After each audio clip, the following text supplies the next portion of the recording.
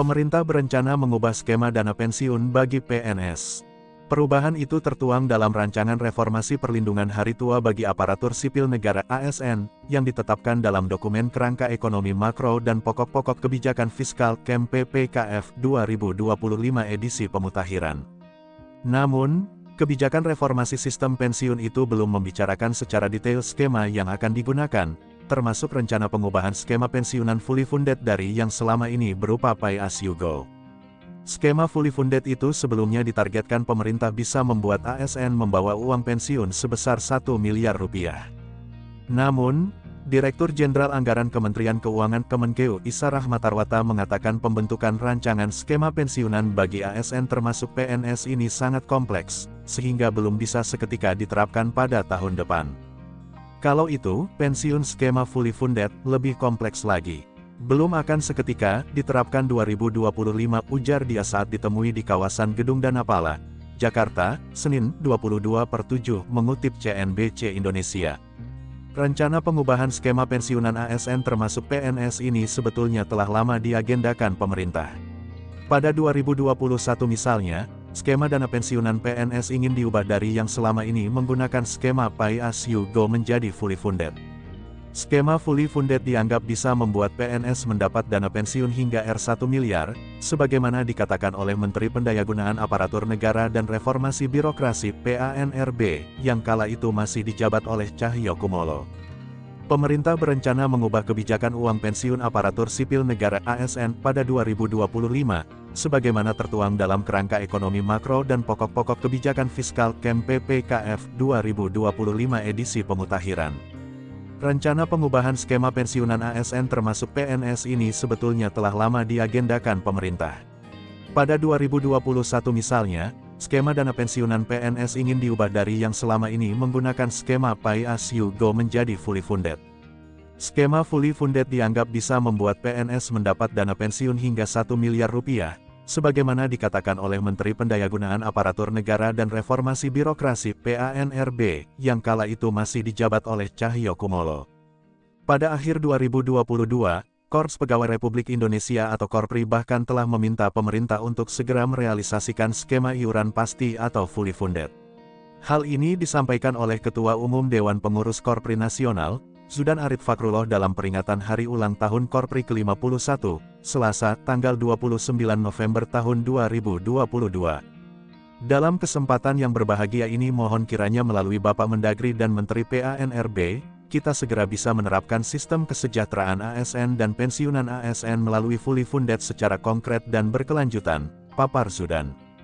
Dikutip dari Civil Apparatus Policy Brief BKN berjudul Konsepsi Pembiayaan dan Pola Jaminan Pensiunan PNS terbitan September tahun 2017, disebutkan skema fully funded pensions atau pensiun yang didanai penuh adalah pensiun dibayar dari dana yang dikumpulkan oleh pemberi kerja dan peserta, yang selanjutnya diinvestasikan oleh lembaga pengelola untuk membayar manfaat pensiun.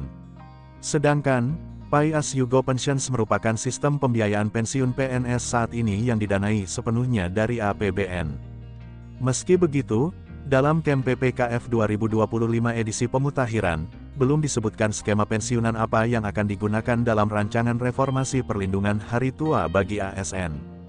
Dokumen itu hanya menyebutkan arah reformasi program pensiun bagi pegawai ASN ke depan akan terbagi ke dalam dua kelompok besar, yaitu I. Perubahan skema program untuk PNS existing, dan I. Pengembangan program baru untuk PNS baru dan PPPK.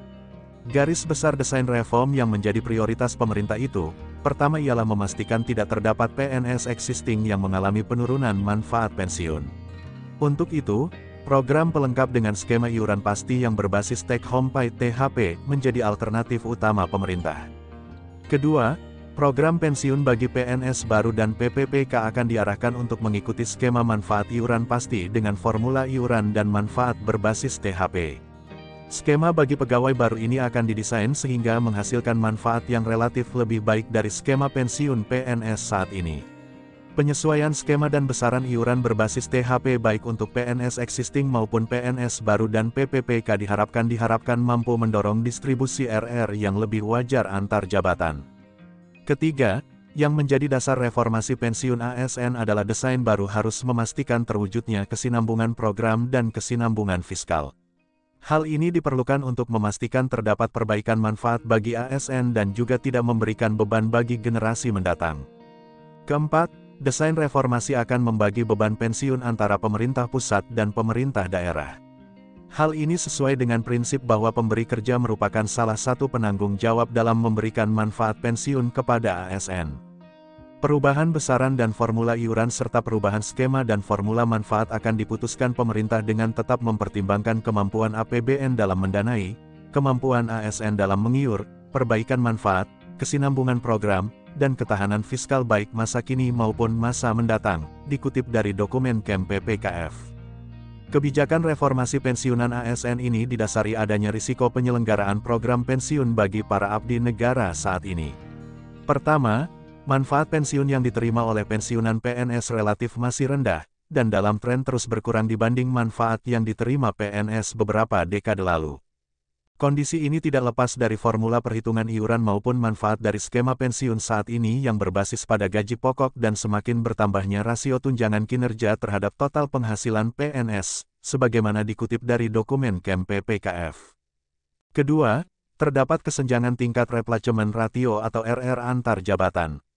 RR cenderung lebih rendah untuk tingkat jabatan yang lebih tinggi. Contohnya, pensiunan pejabat eselon 1A hanya menerima manfaat pensiun kurang dari 10% dari penghasilan terakhir. Selain perlindungan hari tua yang kurang memadai, rendahnya RR juga ditengarai menjadi salah satu pendorong perilaku koruptif sebagaimana temuan Komisi Pemberantasan Korupsi dalam kajian pada tahun 2018, dikutip dari dokumen itu.